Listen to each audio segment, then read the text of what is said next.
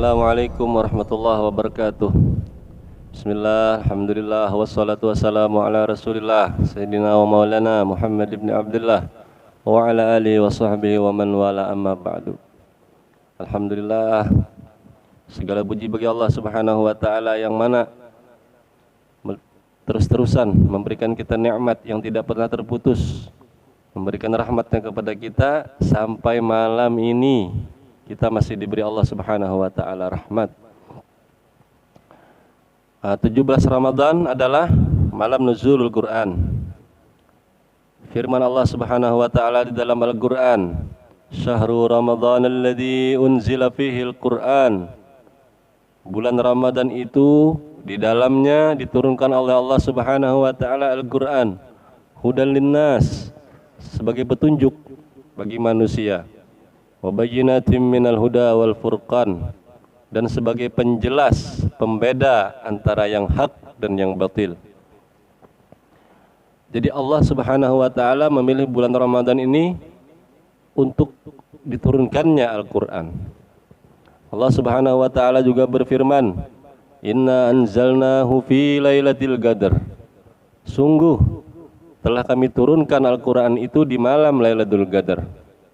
Jadi malam nuzulul Quran itu bertepatan dengan malam Lailatul Qadar 17 Ramadan, dan waktu itu usia Nabi Muhammad SAW sudah genap 40 tahun.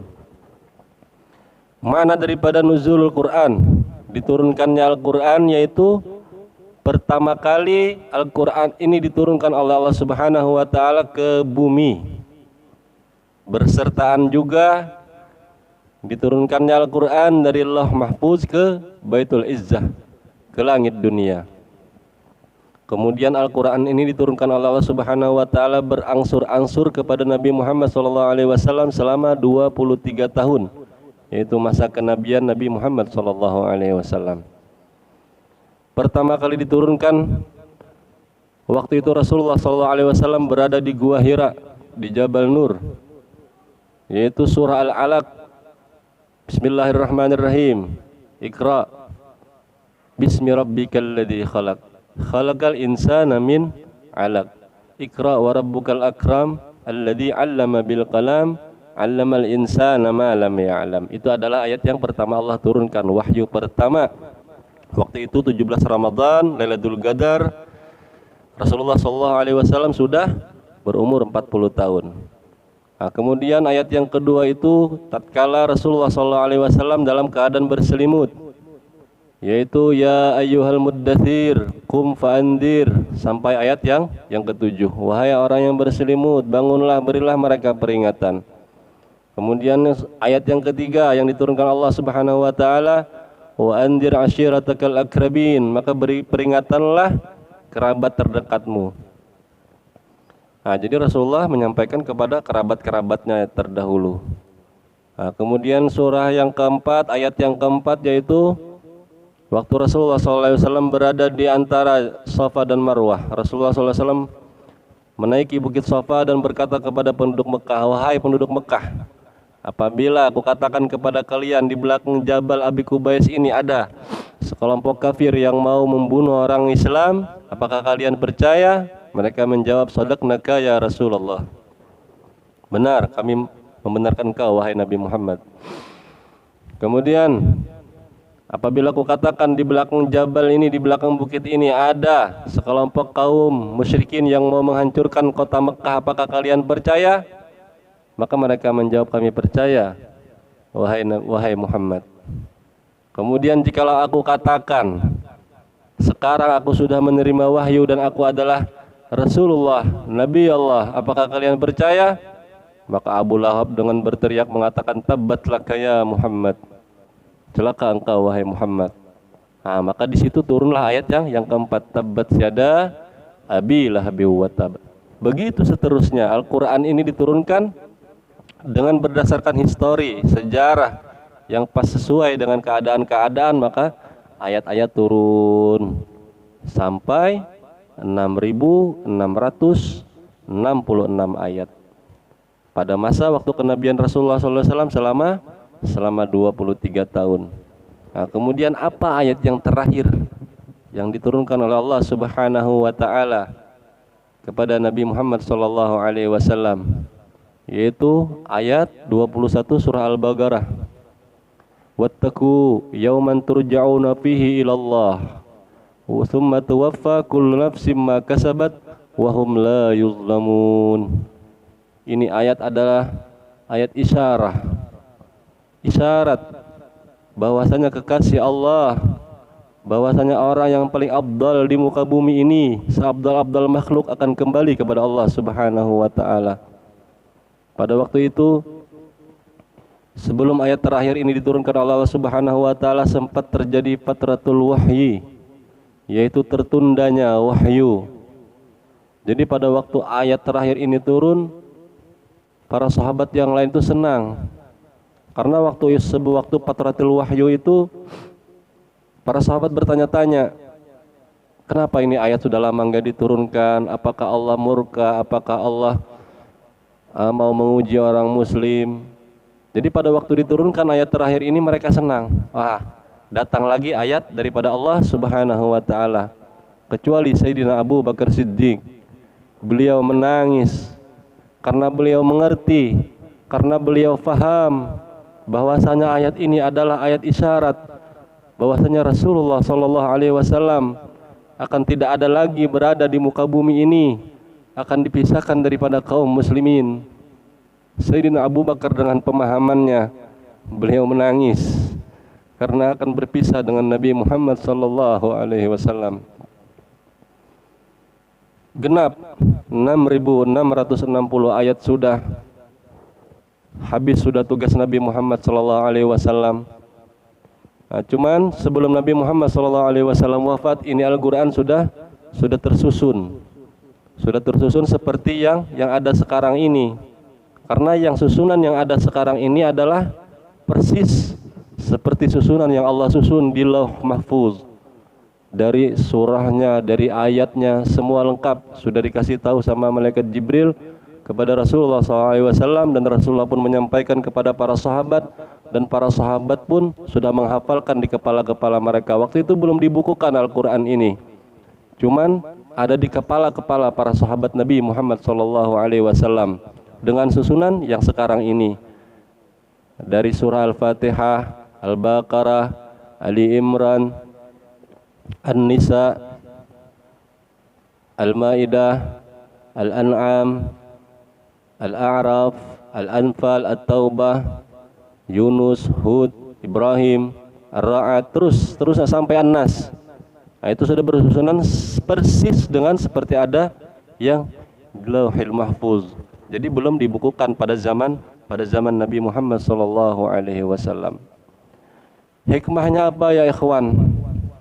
Al-Qur'an ini diturunkan oleh Allah Subhanahu wa taala bukan untuk ditaruh di lemari, bukan untuk ditaruh di rak-rak, akan tetapi untuk kita ambil peringatan, untuk kita tadabbur, kita hayati, kita resapi, kita tenggelamkan diri kita ke dalam makna-makna yang ada di dalam Al-Qur'an, sehingga seluruh aspek kehidupan kita ini mengikuti kepada Al-Qur'an, mengikuti apa yang diperintahkan Allah, mengikuti apa yang dianjurkan oleh Nabi Muhammad sallallahu alaihi wasallam.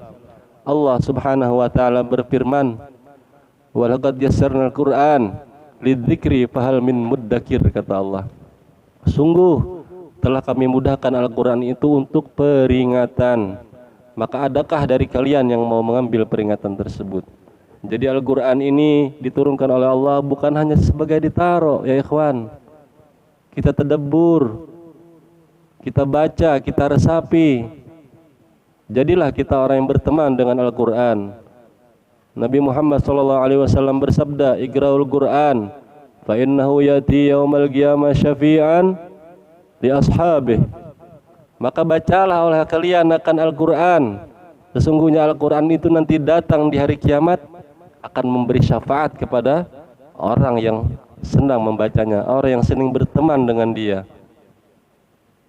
Jadikan Al-Qur'an ini sahabat kita, perbaiki hubungan kita.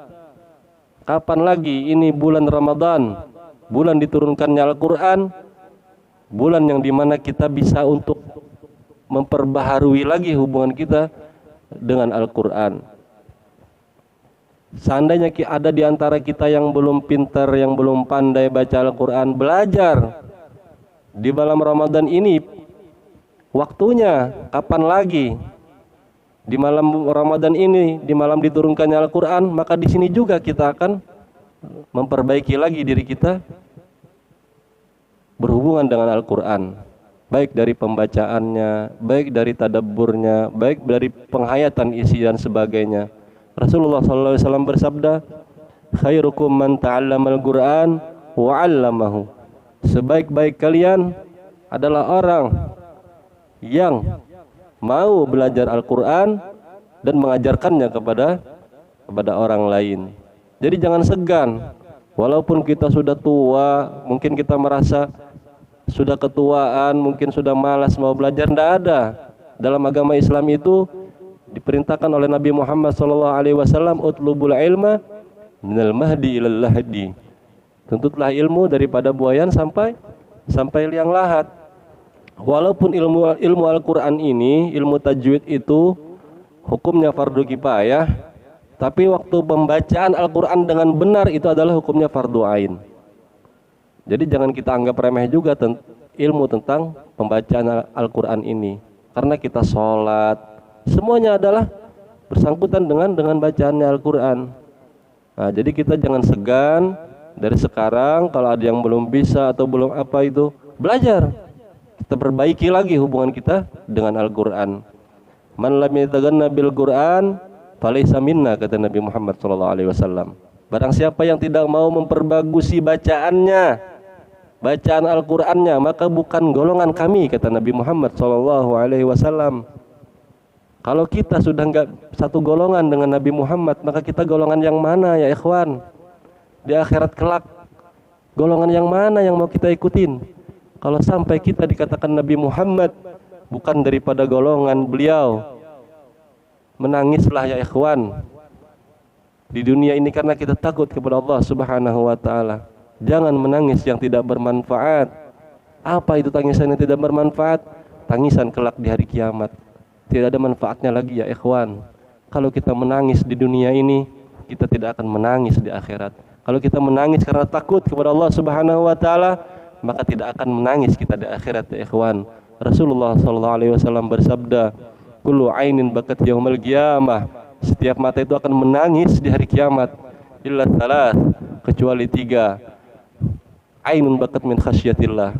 Yang pertama, mata yang menangis karena takut kepada Allah. Yang kedua, ainun bakat sahira fi sabilillah, yaitu mata yang dipakai begadang untuk beribadah kepada Allah. Dan yang ketiga adalah ainun guddat an maharimillah, yaitu mata yang ditutup daripada hal-hal yang diharamkan oleh Allah Subhanahu wa taala. Dari itu kita perbagusin ya ikhwan. Seandainya di antara kita ada ana mau baca Al-Quran tapi ana masih belum pandai, masih teruskan, tidak masalah, tetap bagus. Karena apa? Yang penting kita masih mau belajar. Yang jadi permasalahan ini ya ikhwan, kita tidak mau belajar. Kalau selama kita masih belajar tapi kita masih tertatih-tatih dalam baca Al-Quran, kita dapat 2 pahala. Sebagaimana Rasulullah SAW bersabda, al-mahir bil Quran ma'asafaratil kiramil bararah. Barang siapa yang mahir membaca Al-Quran, maka dia akan bersama dengan Rasul SAW di surga kelak. Kemudian walladzi yaqra'ul Qur'an wa yatata'u fihi wa huwa 'alaihi syakun wa lahu ajrani. Dan barang siapa yang membaca Al-Qur'an itu dia tertatih-tatih, dia merasa berat, maka dia mendapatkan dua pahala. Jadi pahala baca Quran dan juga pahala capek, pahala tertatih-tatihnya. Dengan syarat, dengan catatan dia masih dalam posisi belajar. Kalau seandainya dia nih memang tertatih-tatih tapi tidak mau belajar, ya itu lain. Atau dia sudah belajar tapi dia tidak pinter-pinter misalnya, nah itu juga boleh. Tapi dikatakan sekarang ini orangnya doktor, orangnya sarjana hukum, pinter urusan dunia, pinter urusan ilmu dunia, tapi urusan baca Quran tidak pinter. Terus dia bilang saya tertatih-tatih baca Al-Quran, Saya dapat 2 pahala, ya enggak bisa. Kan kita lihat dulu, benar enggak? Nah begitu. Nah, kemudian karena juga pahalanya baca Al-Quran di bulan Ramadan ini dilipat gandakan. Datang daripada hadis sahih, diriwayatkan oleh Sayyidina Ali karramallahu wajhah. Barang siapa yang membaca Al-Quran, 1 huruf Al-Quran itu digandakan oleh Allah Subhanahu wa taala. Jika dia membacanya di luar daripada sholat tanpa wudu, tapi nggak megang Al-Quran ya, itu pahalanya adalah 10 kebaikan. Dan barang siapa yang membaca Al-Quran dengan wudu, maka pahalanya 25 kebaikan. Dan barang siapa membaca dengan wudu di dalam sholat, dalam keadaan duduk, maka pahalanya 50 kebaikan. Dan barang siapa yang baca Al-Quran dalam sholat waktu keadaan berdiri, maka pahalanya 100 kebaikan. Yang mana satu kebaikan pahala tersebut, yaitu tidak pernah terputus sampai hari kiamat. Abadal abad, tidak pernah terputus selama-lamanya. Ini harta ya ikhwan, ini perbendaraan yang bakal kita bawa. Tatkala nanti harta-harta kita semuanya sudah tidak berfungsi, kita tinggalkan, ini harta yang bisa kita banggakan di hadapan Allah Subhanahu wa taala. Maka dari itu, marilah kita bersama-sama, diri saya pribadi, ikhwan semuanya, kaum muslimin semuanya, mari dengan berkat malam Nuzulul Quran ini kita perbaharui lagi hubungan kita dengan Al-Quran, yang mana Rasulullah sangat menganjurkan kepada kita. Apakah kita tidak hiraukan suruhannya Nabi Muhammad SAW, sedangkan hati kita menginginkan kebersamaan bersama beliau kelak di hari kiamat, menginginkan syafaat daripada beliau. Kalau kita tidak menghiraukan daripada apa perintah beliau, mungkinkah kita bisa bersama beliau? Mungkin ini saja yang bisa saya sampaikan. Mudah-mudahan bermanfaat bagi diri saya dan bermanfaat bagi kaum muslimin semuanya. Allahumma anfa'na bima 'allamtana wa 'allimna ma yanfa'una wa zidna ilma. Allahumma arhamna bil Qur'an waj'alhu lana imama wa nura wa huda wa rahmah. Allahumma dzakkirna minhu ma nasina wa 'allimna minhu ma jahilna warzuqna tilawatahu ana al-lail wa ana an-nahar birahmatika ya arhamar rahimin ya rabbal alamin. Wal afu minkum. Wassalamualaikum warahmatullahi wabarakatuh.